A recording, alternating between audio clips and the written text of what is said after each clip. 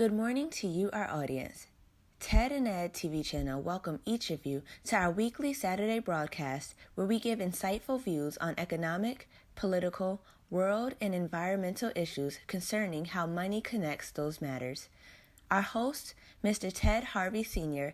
and Mr. Edward Bishop III, are now taking each of you into our world of money and its value, along with the evils that come from the greed of hoarding financial power. He that controls the gold controls the important decisions in this world. Good morning, everyone. Wonderful day this Saturday morning. We got a lot of things going. Welcome to the Ted and Ed TV program, The Money Connection. And Ed, we got a lot of things going on this morning, man. It's so busy. The news is just so much, man. You know, this program is only an hour. I always say we need about 3 hours a day because it's too much news, man. How you feeling this morning? Oh, man, I'm feeling great. I just want to let the audience know that I'm sorry about what the heck happened because we didn't get started on time. We had a technical problem here that I never even thought about. So anyway, we are live on air, and hopefully our audience out there will get a chance to come back and see us or whatever because we lost our link. But we're here. And like you said, we got a lot to talk about. Oh, yeah. And, you know, I'm telling you, the one thing that I want to talk about that was in the news, and it sort of kind of eked me out a little bit, so to speak, because of the fact that, I was listening to some of these hearings, that Congress was doing. And so I went on C-SPAN and I was watching Scott Pruitt. Yes, I'm starting with Scott Pruitt because I'm going to tell you, man, I don't know how arrogant you can be and not ashamed of what you've done and spending over $200,000 of the taxpayers' money like he's a billionaire. He's riding around like he's, he got to have all kind of security. He's got to have special a room to make his calls, and they've already facilitated that for Congress people when they want to make private calls and what have you, make sure no one is listening in. But he had to make a special something, and then he had to make special door locks where you just push his finger on the button and then the door unlocks. And then all the airline travel that he did first class. And so the reason why I'm bringing this up, because the Congress kept on asking them, are you going to reimburse the taxpayers? Not one time did he say he was going to reimburse the taxpayers. Now, didn't we just have a few people, that paid their money back? A couple of them, or at least one of them, lost his job. I think that was for something else because he was doing some crap in the stock market. But I'm trying to figure out $200,000 in a matter of a few weeks. He's only been in office for a few months, rather. And I'm trying to figure out why he is not they're not demanding him to pay the taxpayer, because he's not supposed to be doing that. If he wants to ride first class, then he pay the extra cost. Can anybody tell me what's going on here? You know what's going on? Well, I got an idea here, Ted. There's a lot going on and stuff with him. I believe that there is something else and stuff happening here with him as far as what he's doing, especially that soundproof booth and stuff that he supposedly had installed that he said cost about $5,000, and then the price went up to $25,000. Now it's up to $43,000 and everything about what it cost there. I think that there's something else with stuff going on other than what's we're hearing and stuff out here. And next of all, this is kind of a multi-headed monster here. Next, he is a clone of Trump. If you look at him and stuff and everything, he's almost an exact clone of Trump. He got a lot of stuff going on. He is doing a lot of things that Trump wanted him to do about getting out of climate change, reducing these rules and regulations that he wants his corporate buddies and stuff want him to get rid of. So he's doing their bidding and stuff and everything and stuff for him, because anybody else would have been thrown out of office. You look back at Tom Price and stuff, who was the Health and Human Services secretary and stuff. He did about half of what Pruitt has done, and they threw him out. And I know Tom Price because he used to be our representative in our district and stuff here, and he's gone. Dr. Tom Price, he's gone. But this guy has done more than what Tom Price has done. He has really, some of the things that he's done, Ted, is just laughable almost and stuff and everything. He took a trip to this foreign country and everything to negotiate a gas deal. What the heck is an EPA director going to a foreign country doing a gas deal? And on the way over there, he took probably 10 or 15 of his staff members. The plane had a stopover in Paris, and they all left the plane and took off and had a big party and got drunk and missed the plane the next day. What? Oh my goodness.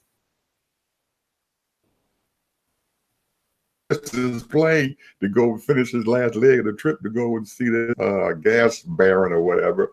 And it's all documented and nobody said anything about it. So Congress is sitting here knowing that this man is a screw up or whatever, but he has some powerful people and stuff behind him, because there's no way, Ted, that he could be doing what the heck he's doing and he hasn't lost his job. Well, we know what it is. I mean, because if you did the research on it, you know, it was a deal with one of these barons regarding some kind of gas company. Well, that's the one I was talking about that he flew to and everything, and right.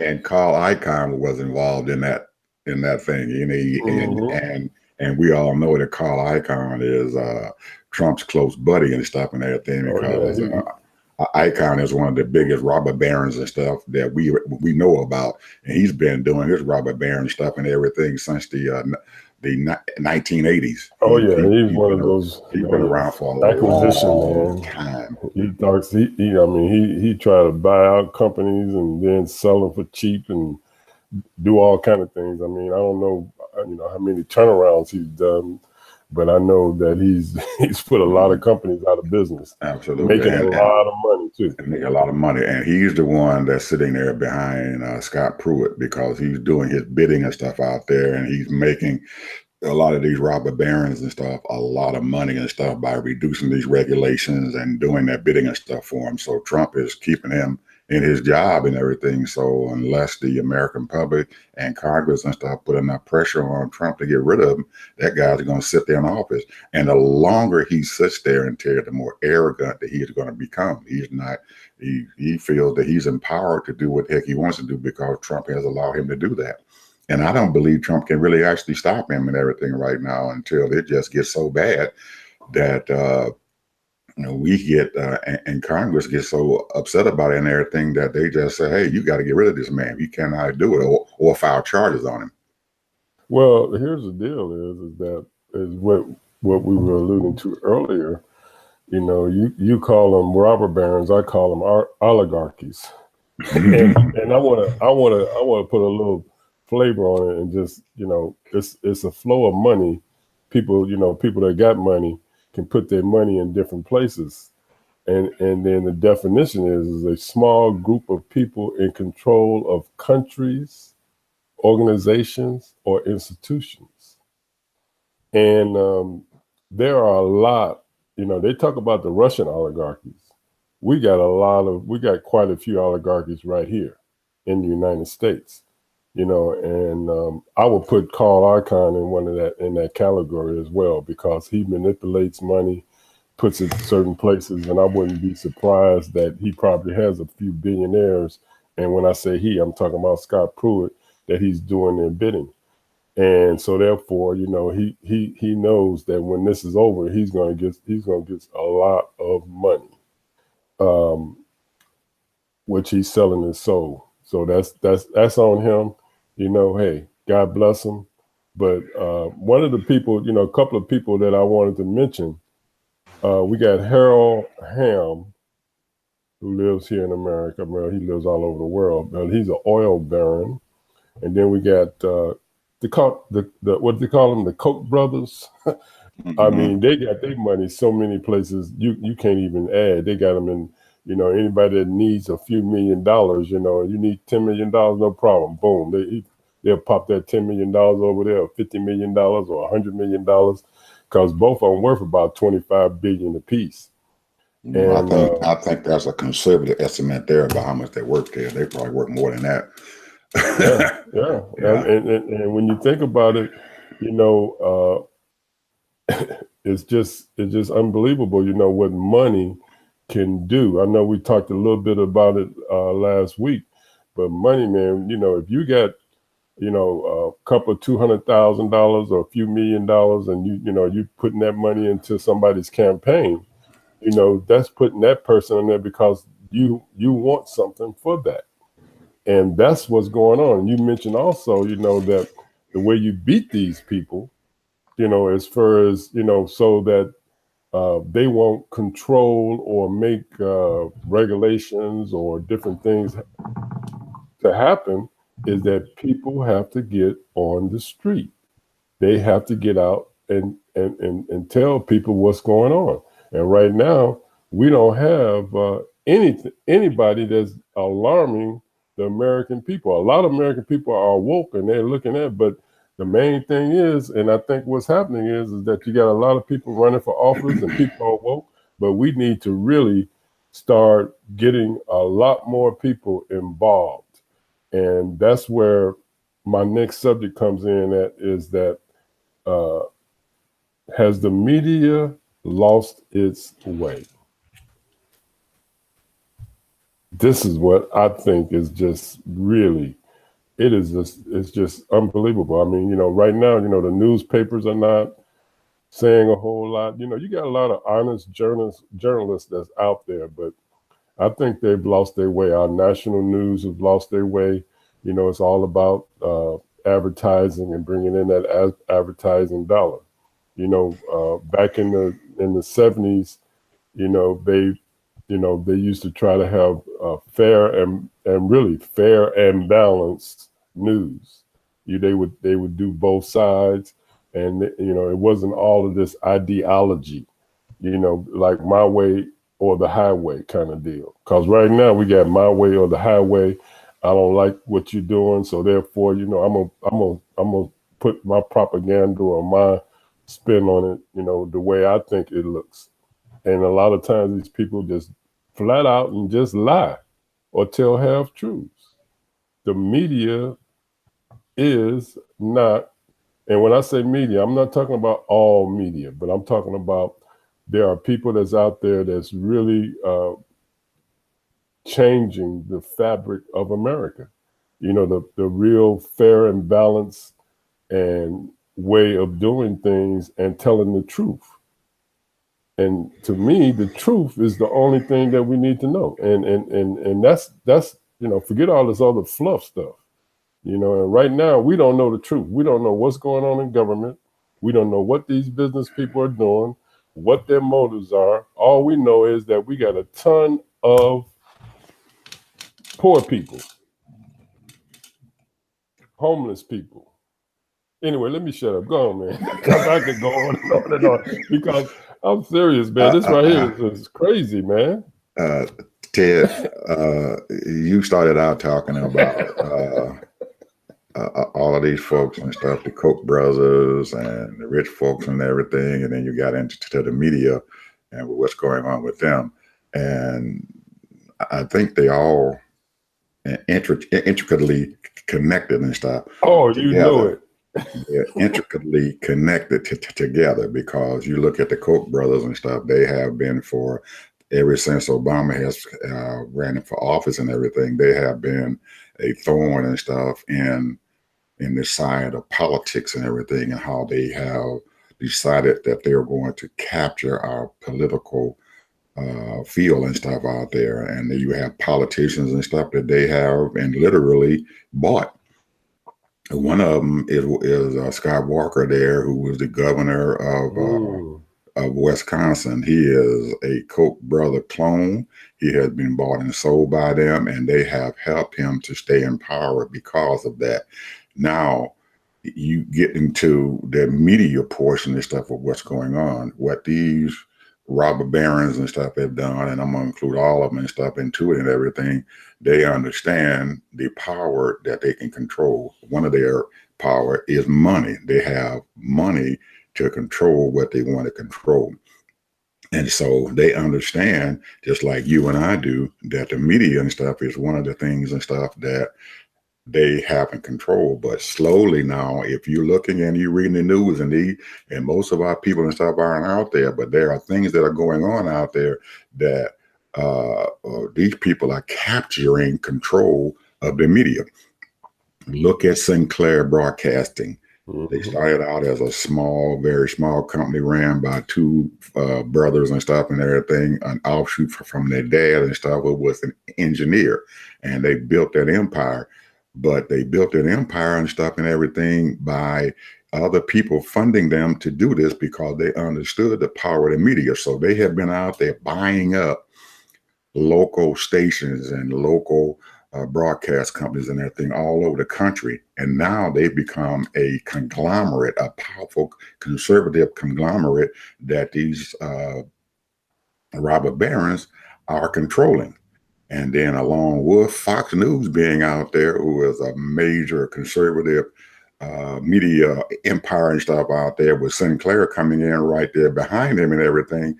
And they are eating up all these media companies out there, companies that are out there supposed to be giving news and stuff out there so people can be able to disseminate what's going on. So they are controlling what people and stuff are hearing and what they're seeing. And if you control media and stuff and everything, you control a heck of a lot, my friend. Not only politics now, but the news media, you control all that stuff.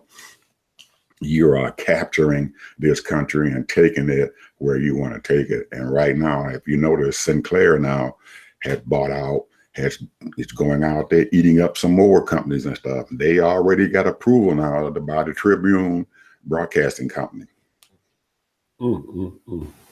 This is ridiculous, man. You know, and we know propaganda, and I think that I don't know. You know, the American people is going to have to wake up, man, because you think you're looking at regular news, and a lot of people are not as astute. Or when I say astute, I mean in the terms of being a regular watcher. You flash in and say, oh, what's going on in the news? And you thinking you watching regular news, and what you're doing is listening to propaganda and listening to half truths. And the people who are sitting there on those screens and everything, they cannot say what they want to say. Some of them have been given scripts to say, hey, you can't say this, or you can't tell people about this. You can't put this on the news or whatever and everything, because we don't want it there. And then they may put on there, tell them, this is the script that we want everybody to say. And somebody out there in the infinite wisdom and everything realized what was going on. So they put a portrait and stuff out there of, different entities and stuff out there. And all of them had a script that Sinclair had. They were bought by Sinclair, and Sinclair told them, this way we want you to read. And you can see them lock, stop, step, and everything that they had gotten them to say this particular script on every one of their major broadcasting companies and stuff out there. Yeah, and here's the thing: the broadcast journalists, so-called broadcast journalists, the ones that did it, and and they are professional broadcast journalists, most of them, and they're reading that script. And if you want to keep your job, and if you're making 75, 150,000, or whatever you're making, or more, and you want to keep your job, you gotta read it. So the thing is, you're the one working for that company. And the thing is, if you are a true broadcast journalist, or you're a journalist, period, the reason why, I'll take it with the movies. The movies were putting out whatever movies they wanted to do. And this group of actors started their own company, you know, to put out their own movies, the kind of movies they wanted to put out. And so some kind of way, you know, like if you go into these broadcast seminars and what have you, these journalists is going to have to step up and come together as an organization and as a group and really sort of come out on this, because and then those people that want to go into those types of thinking or whatever kind of thinking whoever's telling them what to do, be a robot or puppet, you know, that's on them. They're gonna make $75, $150, $200,000, and they just want to be a puppet. That's on them. But there are a lot of honest people out there. There's a lot of people that want to get the truth out of what's happening not only in government, but what's happening in business, what's happening in the community. And that's why what we're doing is very, very important out there, because of what's happening and stuff out there in those major markets and stuff. These people are capturing these television stations, radio stations, newspaper outlets and everything. So what we're doing is even more important and stuff now, that we are sitting here broadcasting and not being controlled and stuff by the money and stuff that's coming out there. Because back in the older days and stuff, Ted, when they were doing some things or whatever, they was always say, well, we're going to not buy your products. We're going to control you, but not buying your products. Well, Sinclair Broadcasting doesn't care a lot about it, because they have billionaires and stuff who are behind them and stuff. They're saying, well, we're going to cover up whatever monies and stuff that you are not getting. We're going to fund you and keep you going and stuff until this rebellion and stuff goes away. So trying to control them through advertisers and stuff and everything is probably not going to be very effective and stuff nowadays. So we're going to have to find other ways and stuff in which to let folks out there, people who are looking at our broadcast and other people out there, know that we have to find some other kind of way and stuff to let people know what's going on. And those things that you were talking about that people aren't talking about and everything, the homeless and all this other stuff and everything, we have to be the ones who fill that gap in. Because if the major news media are not doing it, then we have to have these local folks and these private entities and stuff out there to take over it and let other folks and stuff know what's going on. And that's what we're about here at the Money Connection, Ted and Ed TV channel. Oh, absolutely. And then, one of the things sort of kind of switch gears here, a lot of people don't realize it, but, what's going on now in this country is acquisitions. Mergers. Mergers and acquisitions, man. I tell you, the thing is that they have invested, right, as just the first quarter of this year, over $60 billion in tech companies. I mean, they're taking over a lot of these companies. And if I had a company and started a company and, and I only started off with maybe my life savings and started a company, and if you can sell it for $3 billion, $5 billion, or, and of course you're going to sell it, and people like your company. But a lot of times these companies, for example, here's the number one acquisition was General Dynamics. They purchased CSRA, acquired them for $9.6 billion. Now, I can guarantee you, if I did the history on that CSRA, you could read about it, how it started and what have you. They got the the owner or the CEO, the president, or people that invested into that company. Okay, I got my money now. I'm good. And a lot of jobs going to be lost in that, because whenever you do a merger or acquisition, what happens is that that company is doubling on same positions and what have you. So some people are going to be losing some jobs because of that. But here's a number two. We got number two is Salesforce. Now everybody heard of Salesforce. They run around here. They spent $6.8 billion to acquire a company that, Ed, you might have heard of this company, but I've never heard of this company. MuleSoft. You ever heard of MuleSoft? Mm-mm. Well, they acquired them for $6.8 billion. And I'm just only listening to the top three because it's a bunch of them, man. I mean, they run around. They got money to burn. They buying up all these companies. KLA Tender, $3.4 billion, acquired Orbitech. So I brought that up because of the fact that what's going on, that you got so many. We mentioned this last week, that a lot of these tech companies and Silicon Valley, and they're investing in all kinds of companies, billions of dollars into these companies, and we don't know exactly how all this fits in with the everyday person, because a lot of us, majority of the people, do not work in these tech companies. They don't work in robotics and all of these types of things. And a lot of changes are happening, a lot of changes. And change is good to a certain degree, but at least, you should keep up with what's going on with the business world, because the business world, man, is doing a whole U-turn. Life is so different, because if you know anything about Salesforce just really, they do a lot of automation as well. They don't even a lot of times they don't even need certain salespeople to even make sales calls, because they got robots doing it. So the thing is that, it's just crazy. I mean, $60 billion, that's a lot of money.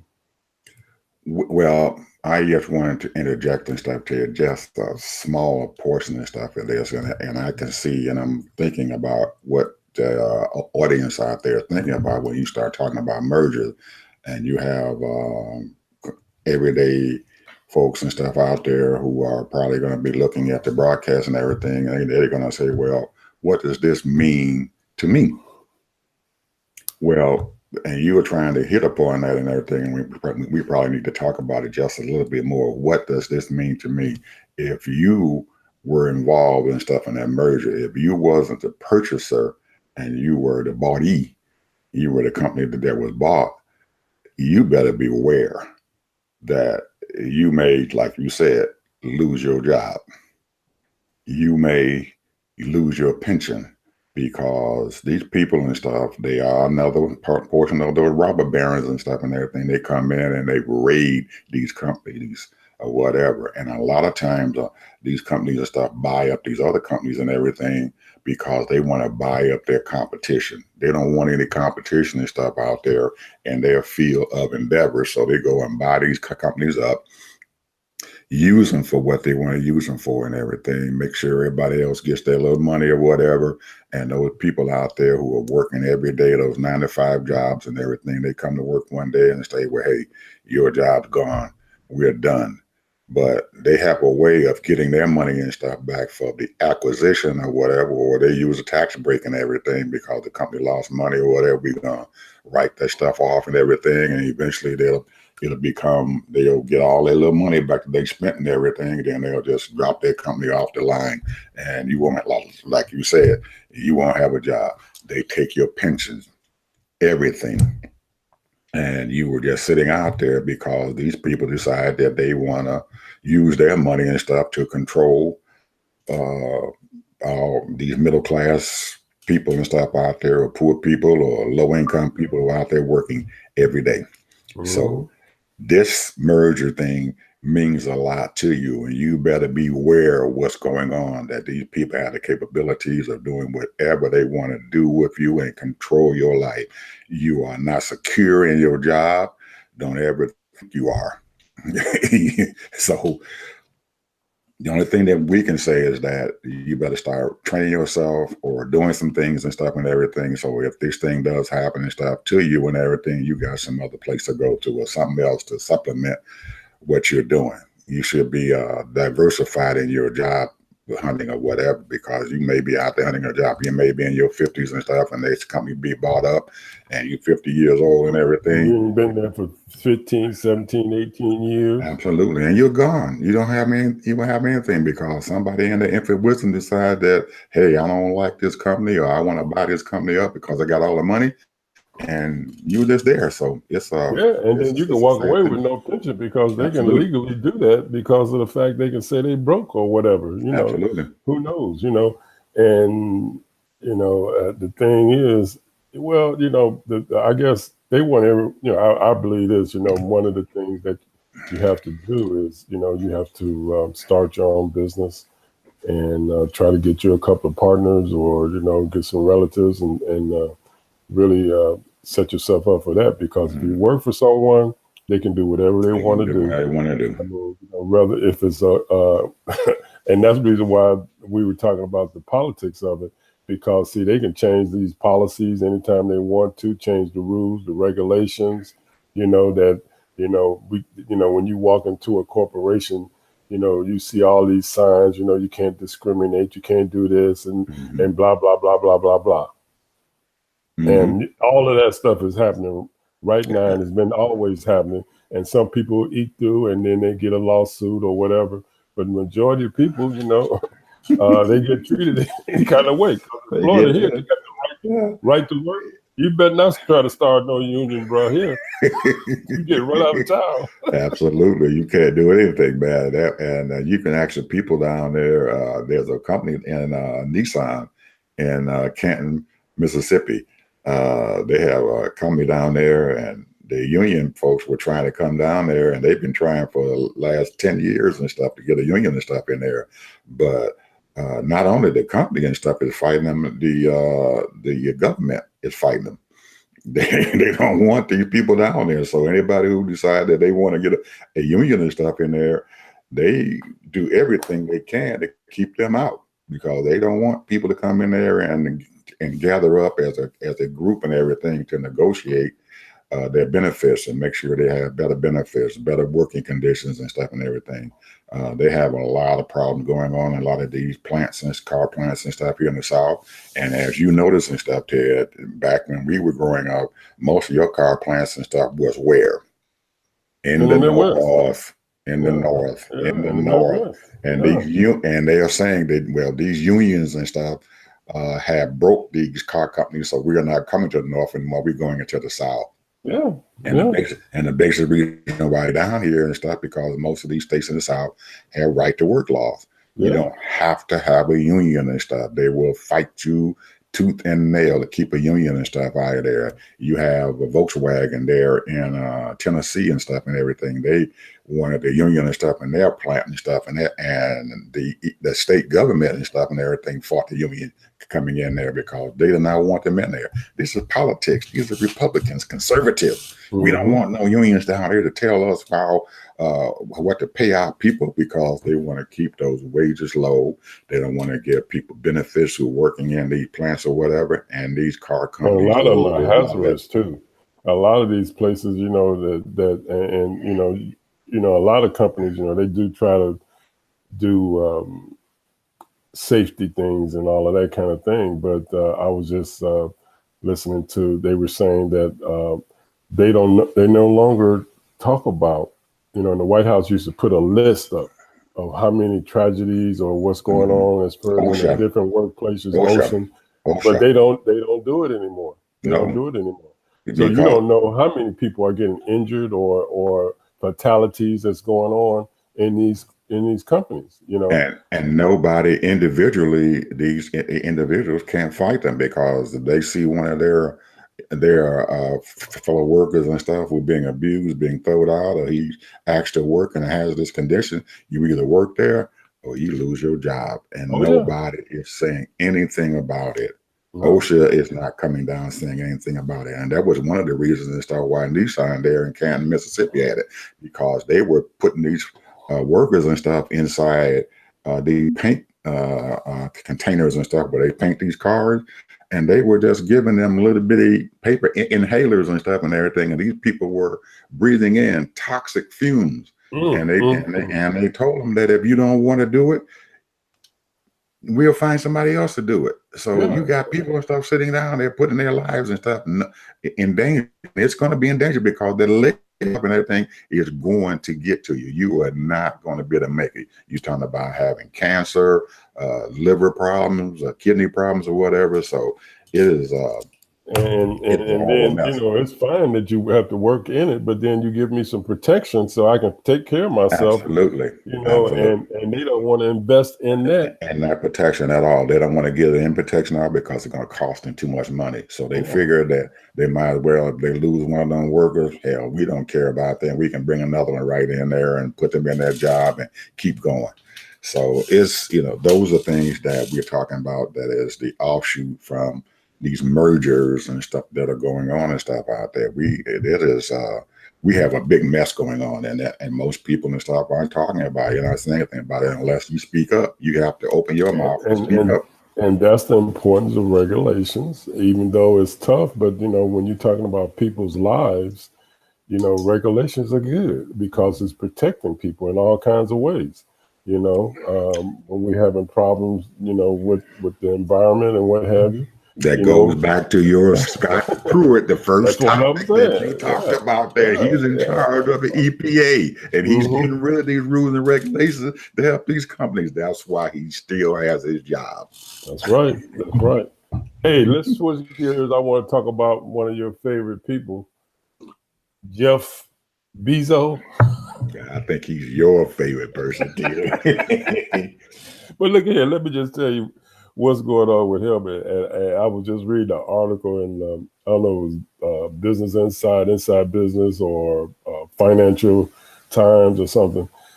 This guy, he liquidates $1 billion of Amazon stock every year. He has a rocket company called Blue Origin. Yeah, I heard about them. Yeah. and what he want to use it for is, this is what he claims, though. He says that the solar system can easily support 1 trillion humans.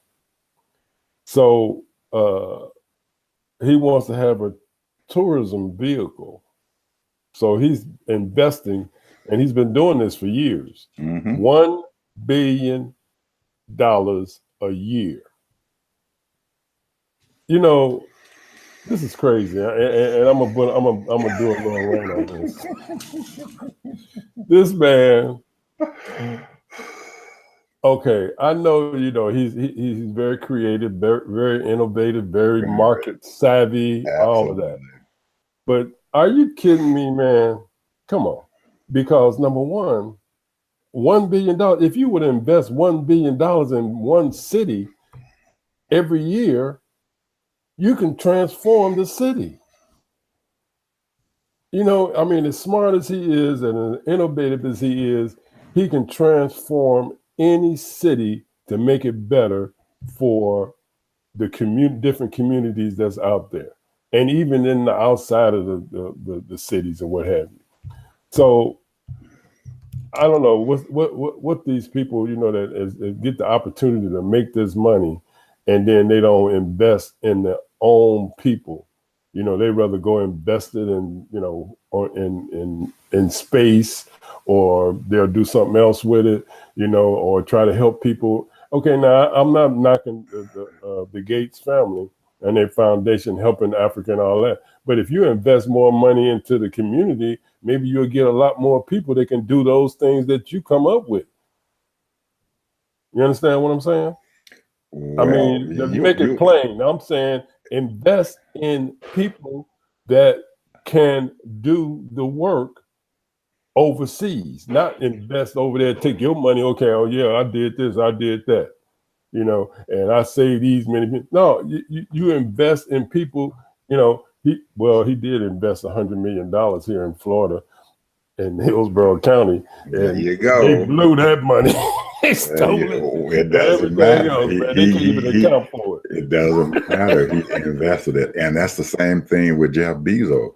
He has his priorities and stuff and everything is that he wants to take his money and create something. He thinks that he is doing something good for society, because people will now be able to get on a rocket and everything and take a tour and stuff of the universe and stuff that's going on out there. And he thinks that that's going to be good for people and stuff out there. And he doesn't look at those mundane things and stuff like we do. His mind and stuff goes off to something else. So it's up to us and stuff as individuals and stuff out there to talk to Jeff and say something, because he does invest in benevolent things and stuff. He I think Gates and also the gentleman and stuff in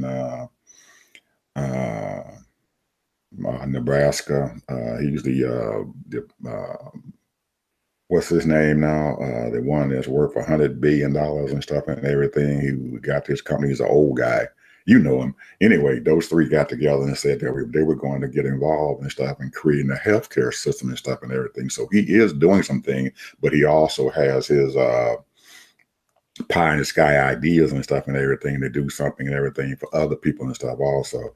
So Jeff has that one little offshoot and stuff of what he's doing, but he also doing some other things to help people and stuff out there who can't do anything, along with this creating another healthcare system and stuff out there. And then if you really look at Amazon CEO and what he has done and stuff and everything, there are people and stuff out there who are trying to stop him from doing some things. I got an article and stuff that I'm getting ready to put out there about how Amazon sells a lot of things and stuff online. Well, he wants to be able to sell pharmaceutical medicines and stuff online, so people can be able to get their medicine and stuff and everything through Amazon or whatever, and then they will be able to have medicine and probably buy it a lot cheaper than buying it at Walgreens or CVS or some of the other drugstores and stuff out there. Well, he did this, but the pharmaceutical industry rose up as a whole group and told him and fought him and said, hey, we're going to get these politicians and stuff and everything to stop you from selling pharmaceutical drugs and stuff online to help other people and stuff to be able to get their medicines and stuff and everything through Amazon. So he does things and stuff out there, but there are people out there whose interests and stuff. Got a lot of people against him. Yeah, I'm telling you, they rose 45 up. is against them. They rose up in mass against Jeff Bezo and stuff about that and everything, and it would have created a outlet and stuff for older people and everything to get their medicine and stuff online and get it shipped to their homes and stuff. They didn't have to go out and to the pharmacy every month and everything to get their medicine. It would be brought right to their homes or whatever. So they said, hey, we ain't letting Jeff get into this, because then he's cutting into our profits.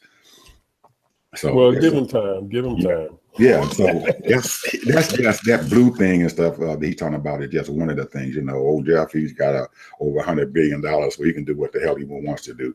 But he has a lot of other things going on also. He'll tackle that market as well. Oh yeah, he's going to get to him. Because I look at he bought out the Washington Post, and everybody thought it was a losing newspaper, and now he bought them people out. Now they are a voice out there in the wilderness and stuff and everything, and they got a lot of stuff going on and talk about a lot of things that he allows them to do. And say, hey, you guys run the newspaper. I just bought it and stuff to keep it going. So we have something out there that we can see. So people need to go out and start looking at the Washington Post. And they have a lot of stuff going on out there, Ted, that maybe one day you and I will be talking about it online here and stuff about how they are using the Washington Post and everything to get news and stuff to people out there who have tablets and cell phones and don't have the capabilities of getting it. And they have a mechanism he's already got put out there to do that with. So Jeff, there's a lot of stuff going on, man. Yeah, and that's good. And like I said, I wish the few billionaires or people with large sums of money, and maybe they are, we don't know about it, I don't know, are doing some things, for our community, and as a whole, but one of the things that I wanted to sort of kind of switch gears on is And I'm just going to, I don't really want to get off into it, but, because I am a male, you are a male. So therefore, but this Me Too effect, we heard about what happened to one of my, or what has been going on with one of my all-time favorite people, Bill Cosby. And I really don't understand that situation, because maybe that was the lifestyle that he came up in. I don't know, he had, the man's been a multi-millionaire for what, maybe 55 years or longer, when he first came on to I Spy, and he had several TV shows back in the 70s, and very, very successful. He believed in education. He even went back and got his doctorate degree. And so I don't know what's going on or what has happened on that. And if all of that stuff is true, a lot of stuff, some of it is probably fabrication, propaganda, all of that stuff. But then again, some of these women, sound pretty convincing. I don't know. But I know one thing is that there is a lot of things that are going on in the women's movement, black and white, Latino, Asian, women want to be equal. Like all of us want to be equal. Black men want to be equal. So the point is that our fight, when I say our fight, I'm talking about black males, majority black males, and not against women. I don't think, at least I know I've never been. I worked in the corporate world for over 30 years, never had a problem. I've had managers that were women, white and black. I've had supervisors, Asian and Latino, that were over me. Never had any problems. I've been over the same. So the point is that everyone should be treated equal and the same. That's what it's all about, and women have made great strides, man. I read about a lot of women issues, and a lot of women are making $400,000 or $500,000 a year, man. They engineers, lawyers, doctors, plant managers, all kinds of positions, all over the country. So, but when it comes to sexual harassment, I guess that, let's face it, men are attracted to women, and they're going to try to get a woman any kind of way they can. If they don't know how to have a decent conversation, I don't know. But I don't know. I don't understand it, the stuff that you read about and hear about and all kinds of things behind closed doors. So I really don't know. So my conversation is limited, as far as that goes. But I do have empathy. I do have sympathy. And, because I never get that from my supervisors, women supervisors. Some of them joke, a little bit, but I didn't have no problem with that, Well, I got like you said, you're kind of up in the air about it. I'm kind of mixed and stuff also because I'm not saying this because Bill, I want to condone and stuff what the heck he did and everything, because with all the women who were coming out and stuff and doing that, saying that he did this and everything. So, you got those many women coming out and saying something where there's smoke, there's got to be a little fire there. So maybe he did take advantage of them in a way and stuff. But you see, this stuff is ingrained and stuff, Ted, in our whole society and stuff. Look in your politics, you got a president sitting out there who has abused, I don't know how many women. He's sitting there and everything, and they have a video recording and stuff of him and stuff saying that he want to grab a woman's private parts and stuff like that and everything. Yes. He openly talks about it, but they only are or the justice system and everything leaves him alone, but they could convict Bill Cosby and stuff because of what the heck he did and everything.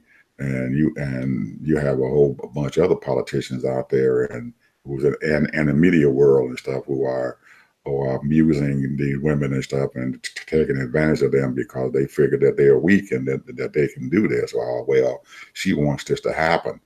Well, no, she doesn't. Even if she allows it to happen, that doesn't mean she wants it to happen. And that we need to, as males and stuff in our society and stuff, we need to realize that we have a lot of power and stuff over them, but sometimes that power over them and everything is not what you think about them is not right, and you want to use them as an object of what you want to use them for, and that's not something that we should be doing. But it has been ingrained in our society, and I'm pretty sure that Bill Cosby is not the only one. There's probably thousands of men and stuff out there who are doing this stuff every day, probably millions. Personal abuse and stuff and everything. You got violence and stuff, women violence and stuff going on, and they are being abused and stuff by their husbands and boyfriends and all that.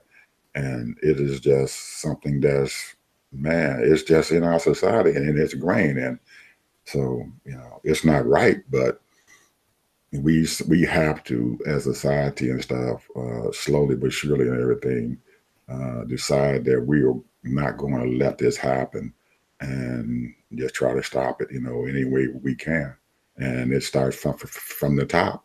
If you got a daggone president sitting up there in the White House doing it, hey, and people around him doing it, and people around him doing it, they give credence to them doing it, and they're still doing it because they're getting away with it. So it's something, and it's tough on it's tough on anybody. Whether you male or female, and you get sort of kind of accosted like that because the fact is you want your job. Here we go. We're going back to our job, because. You want your job. I want to keep my job. If I want to keep my job and keep on making this 80,000 or 50,000 or whatever it is. Absolutely. And you're the main breadwinner in the household. What do you do? My children got to eat. Yeah. So anyway, I just wanted to touch on that real quick, just to let the people know that we are sensitive to that and we understand what's going on. It's not a lot we can do about it, but we can communicate about it. One of the things that that I have learned working in the corporate world, there's nothing private. We do not have privacy no more, man.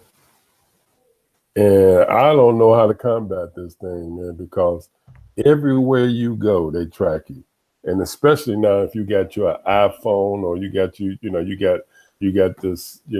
this thing in your hand, this cell phone in your hand, there's nothing private anymore.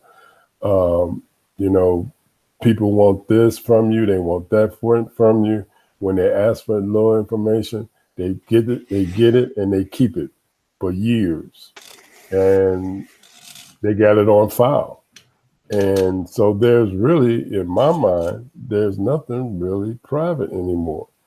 So my philosophy is just might as well just be open. Ain't no secrets.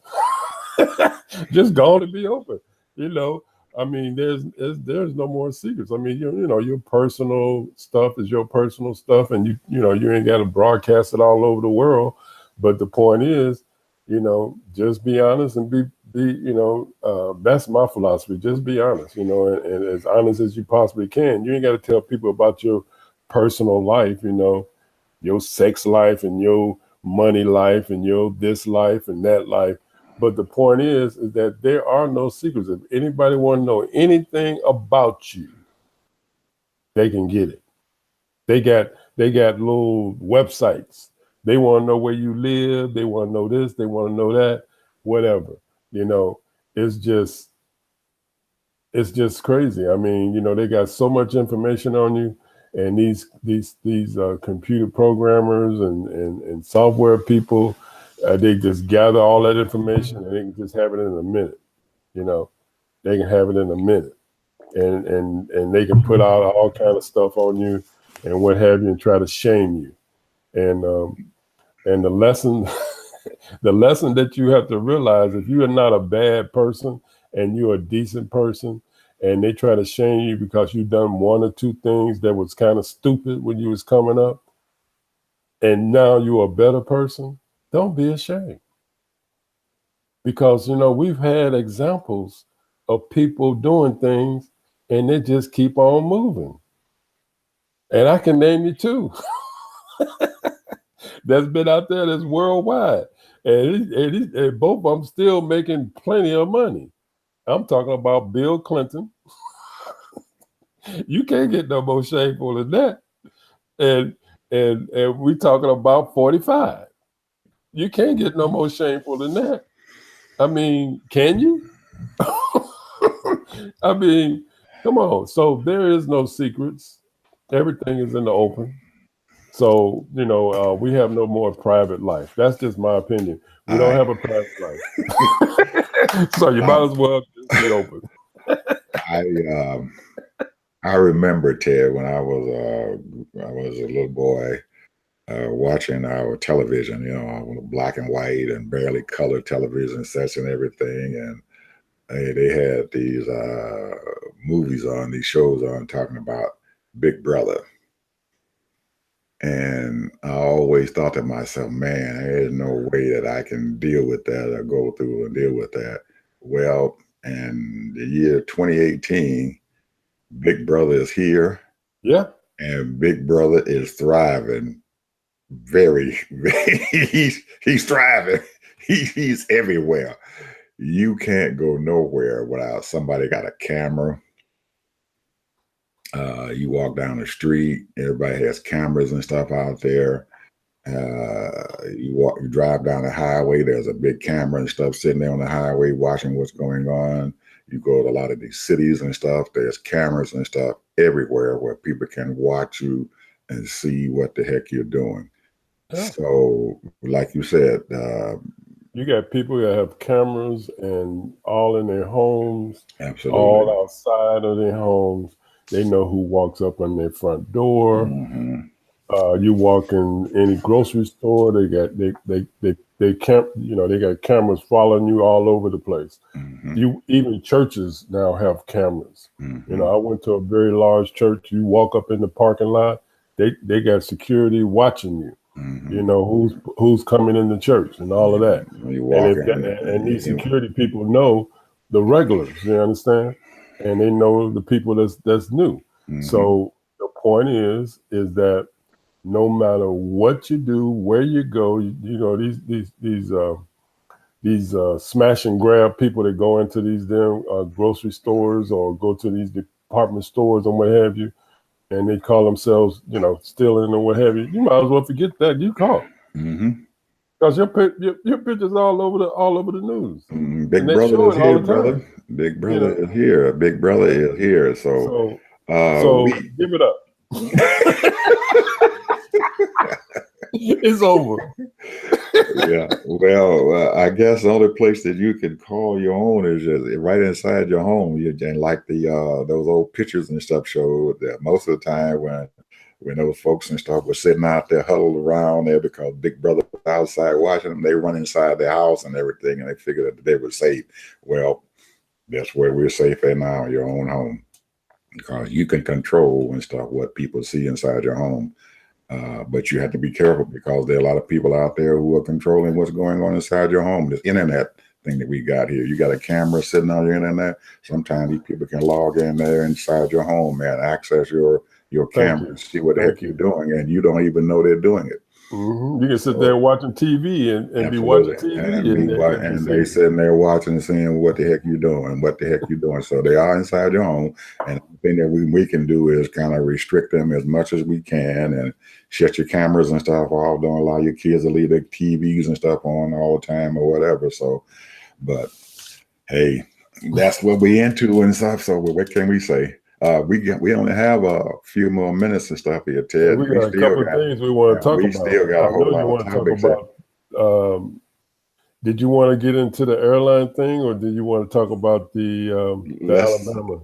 No, we're gonna leave those two alone there for a little bit. Okay. The airline, we got one other thing that you had down there, this Poor People's March.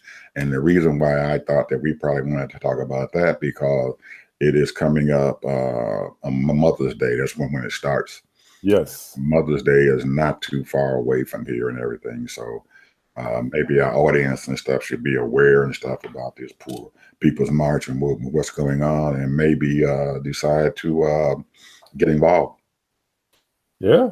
I mean, I think that's a very important thing, because this is, I knew about I look at the federal statistics and all that. They said 45 million people, but then you corrected me and said, no, it's 60 million people Absolutely. that lives under poverty, and then another 100 million plus that's living in they're basically working in hand them out.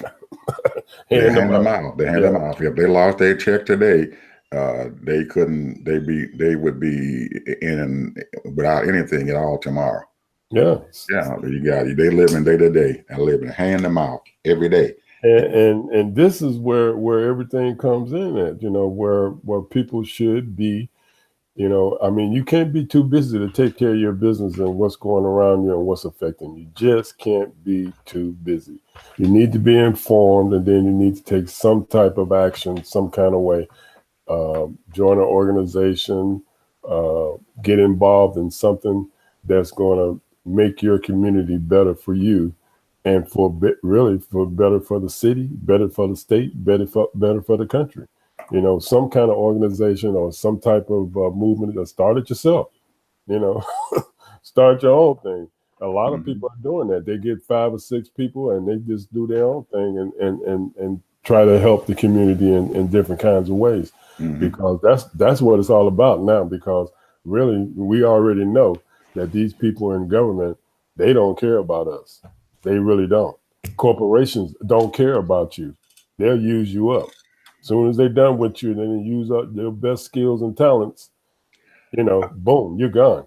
So I think, Ted, that what most of your politicians and stuff are doing, and the person and stuff that comes to mind and stuff in this whole thing, is our Speaker of the House, Paul Ryan. Ooh, and, man, and how he is so. I mean, he is gruesomely, upon taking monies away, food stamps away from children and people who really actually need those things and stuff nowadays. No health care. Yeah, no health care. All of this. It is, they probably are looking at this thing where we've already had these programs and stuff back in the 60s or whatever, but there's a constant need. It's not, these needs and stuff and everything aren't time related or whatever. There's a constant need and stuff for these programs and stuff to help people, because the conservatives and stuff out there are telling people, well, you got to have your children, you got to have these kids and stuff. And when they sit there and tell me, we don't want you to have abortion and all this other stuff, well, when you have the children, they don't give them the resources they need and stuff and everything to take care of these children. And they keep on going and stuff and everything, and they will put you in jail because you aren't doing this for them. But when you ask them to help you feed, when you ask you to help you feed my children, I need some food to feed my children, you tell them, no, we're cutting this out. You don't need this. Well, you're being forced and stuff to have them, and now you won't help me to take care of them. Right. At least give me a hand up. Yeah, it's not something that people, because a lot of women and stuff know that they can't afford to take care of these children, so they have an abortion and stuff to do it. So if they do that and everything, then you're not going to have to worry about having to feed these children. But they don't care about that. All they care about is you better have them. Okay, if you better have them, then, and you can't have them, but you better have them, then you have to help me feed them. You have a responsibility. Not only that responsibility to tell me that I better have them, but you better follow up that responsibility until these children and stuff and everything get to the age to where they can take care of themselves. And that's what we are seeing and stuff in this country, that follow up and stuff is not happening. And that even then there are there are times and stuff when you do have the children and stuff and everything, and they 4 or 5 years old, and you don't have a job or whatever, so, or they're not paying you enough money and stuff, so you can take care of these children. Then you need these food stamps and stuff and everything. You're finding out and stuff, Ted, that people who work at Walmart are on food stamps. Oh yeah, they have a job. They have a job, and they own food stamps. But they got a job, but they're making they don't make enough money. You can't live off no $8-9 an hour. And you can't feed your children and stuff on that amount nowadays. So you need that food stamp to fill in the gap. So if these companies and stuff who are fighting minimum wage, raising the minimum wage, if you're fighting and raising minimum wage, then you better turn around there and give these people food stamps so they can eat. Yeah. You know, it's just horrible and stuff what's going on, and we are not having. I guess this Poor People's March and stuff is to try to help to articulate that to people and stuff out there who are sitting there in their arrogance and stuff and everything. I got money, you know, and they're spending no empathy, no sympathy, no sympathy, no nothing. Well, it's their fault. No, it's not their fault. You created this environment because you don't pay them. When you have a CEO and stuff, and he's making 30 times more than $8 or $10 million a year in salary, and you don't want to pay your employees and stuff but $7 or $8 an hour, what kind of sense does that make? It's not right. This you have to do something about it. You're going to have to take responsibility for your employee who comes to work every day and everything to help you to make your $8 or $10 million a year, or to give you a big bonus at the end of the year and stuff and everything. You got that big bonus because that man who's sweeping your floors, or that lady and stuff who's sitting there at that desk and stuff and everything and on the phone keeping your company and stuff going. Those are the ones who produced your monies that you have in your pocket and allow you to go out there and buy these huge boats or whatever, or do whatever that need to be done. Those people and stuff need to be taken care of also, because they're taking care of you. And let me just say this. Getting that. Let me say this before we get off the air, because we didn't pass our time here. But let me just say this. I was just looking at a chart, and it was saying that how much you should be making an hour if you live in a certain state. Here in Florida, $20 an hour. Mm-hmm. The minimum wage here is, I don't know what it is. It's like $8 or $9 an hour. But the bottom line is, if you're making the minimum wage and you got to pay for an apartment costing $1,000, $1,200 a month, and on, all of, electricity, all of, we went through this before. Mm-hmm. And the bottom line is, you can't be sustainable. It's not life sustainable. I don't know what these people want to do, or what they're trying to do, or what's going on. But like you just said, you know, the living conditions for these people that's barely getting by is horrible. And and you can see that people are walking around there are not happy, because all they do is work. If they get one job, they go into another job or a part-time job.